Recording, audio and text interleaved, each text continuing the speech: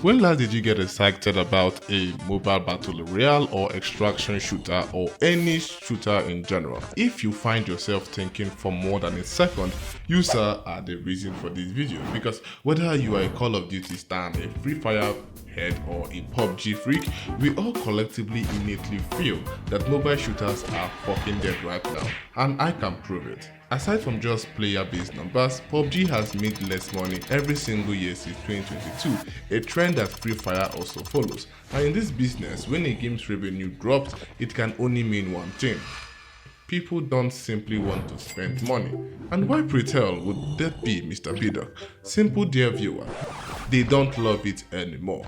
And a lot of you, even those that are trying to deny it, are no longer fond of these games anymore. There are a few reasons, but let's tackle the obvious ones. The smoking hotboard of a game you are talking about is almost a decade old, firstly. And since the life cycle of most live service games is 5 years, your smoking hotboard of a game is canonically a granny, and the cracks are naturally starting to show. They are way past their expiry date, running on outdated, struggling engines. Normally this is where companies introduce a new, fresh, modern successor, but we have seen how all that turned out. Case being Warzone Mobile and PUBG New State, games that were made simply to replace their predecessors that were giants, but ended up feeling like they weren't even made by the same companies at all. It's almost as if the sequels forgot what made the original special. But that alone shouldn't be all there is to lose love for the genre. What about the new untouched hot smoking butt of the games that were released after? Well, even a smoking hot butt of a new... You know what? Stop. Just stop. I think they've had that sentence way too much. So let's just go back to normal. Even brand new games couldn't escape this curse, because since 2020, many AAA companies have produced or have rushed into the mobile gaming space after COVID apparently blew the industry up. EA bringing Apex and Battlefield Mobile, Ubisoft with the Rainbow Six Siege and Division series, Activision pushing Warzone Mobile, and this wasn't limited to the big boys. Smaller companies like Lilith also brought Firelight, More Fun, a subsidiary of Tencent, teased Ace Force 2, even Riot wanted Valorant Mobile in on the phone. And these are just the bottom line of the companies. So by now we should be swimming in all types of shooters, right? No. Rather than that, we got just steady disappointment. Warzone was a laggy, unoptimized mess capable of destroying even the best phones with heat spikes that could permanently blow to your battery.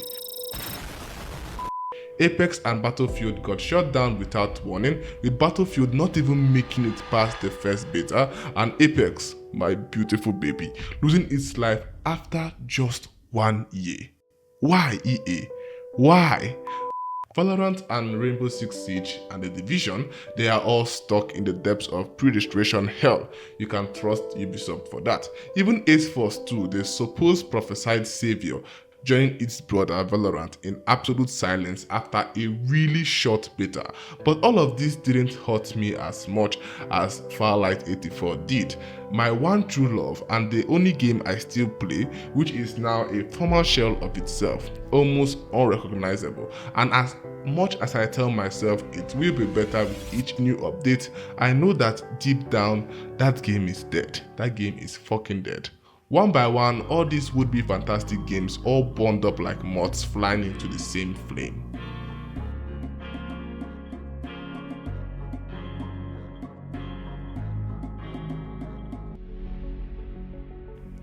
And after all that, you honestly expect people to still be excited. I for one am burned out. Why should I be excited for? Is it the 100th season of Call of Duty Mobile? The new India battle royale that is trying too much to be Apex, the anime waifu of a game? Oh, that one actually looks great, but the promise is too much for my scarred heart. I'm burned out, and I know a lot of you are too. Announcements don't just hit the same anymore. Trailers don't hype anymore. Promises don't mean shit anymore.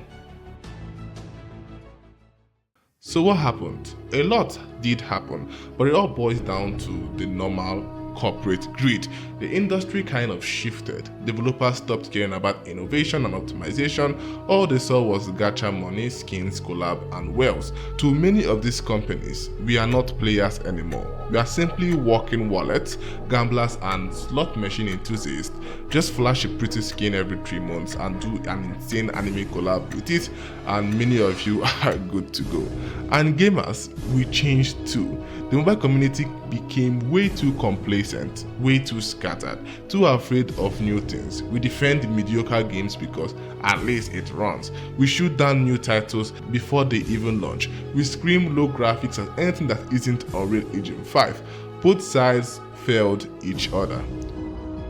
But here's the thing, I don't think the genre is beyond saving. There is a wiggle room for salvation. Just take a look at Delta Force, an unlikely savior from one of Tencent's subsidiaries, Team Studios, who from day one have treated the mobile space with respect, bringing optimization, innovative ideas, and much more to the front, just like the better old days of PUBG and COD Mobile. And naturally, it has rewarded them greatly, recently reporting 300 million in revenue from the mobile front alone. Take that, EA.